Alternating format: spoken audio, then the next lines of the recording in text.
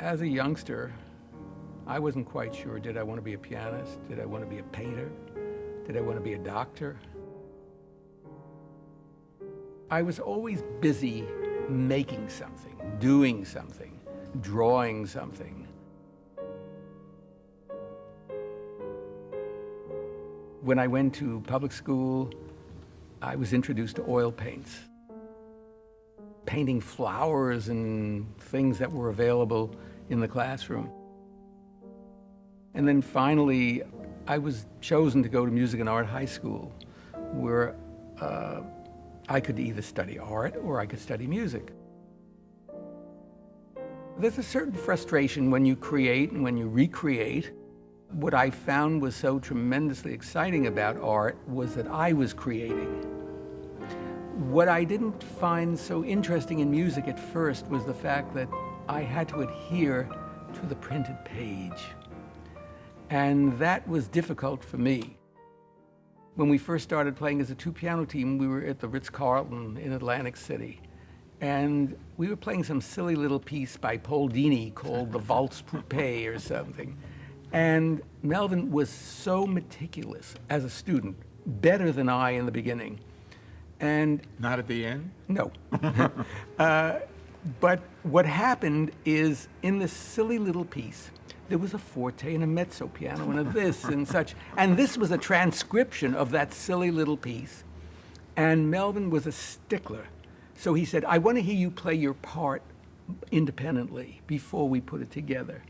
And I was sort of embellishing. I was making a little bit more. He said, you're not watching the piano, you're not watching the mezzo forte, you're not doing this and that. But I was embellishing with some chords, and I thought it made it even better than it was. And he said, you're not doing it correctly. I said, if you say that one more time, I'll tear this up. And he said, you're not doing it correctly. I tore the piece up, and we never had to play it again, which is my greatest conquest when I was probably 19 years of age, that I didn't have to recreate this silly little piece. And you know the piece. It's a cute little piece.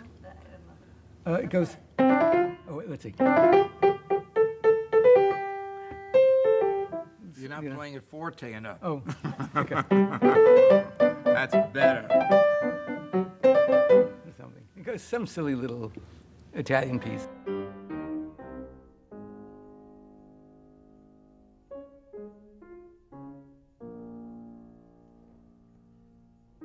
This is the general delivery tone. You have two new messages. Norman, Mel, it's Anja. Just wanted to advise you that I will be attending the ceremony and performance at the Manhattan School of Music and the gala afterwards.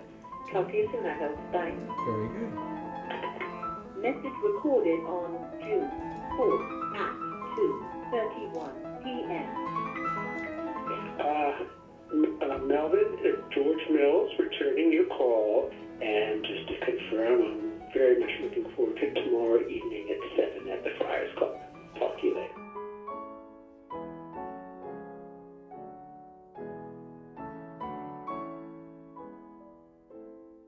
This is the fourth competition that we're venturing into. It's just something that's awe-encompassing. We have to make sure that all the practice rooms will be set. We have to make sure the judges arrive. We have to make sure that everything is set at the Manhattan School of Music. We have lists and lists. Melvin is great for lists. And if I refer to the lists, I'm sure we'd have about 4 pages filled. We just want everything to go without a snafu. And so when all 22 arrive at Steinway Hall, we're just ready to go.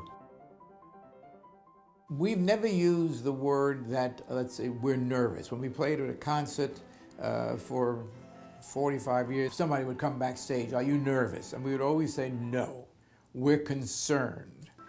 But I would say that, yes, I'm very, very concerned. And I'm concerned because these are young people, and I want them to have a great experience, and I'm concerned that when they play to the best that they can. You're always going to have one or two that will have a problem and so on in one round, but that's my biggest concern. I want them to shine and to be wonderful.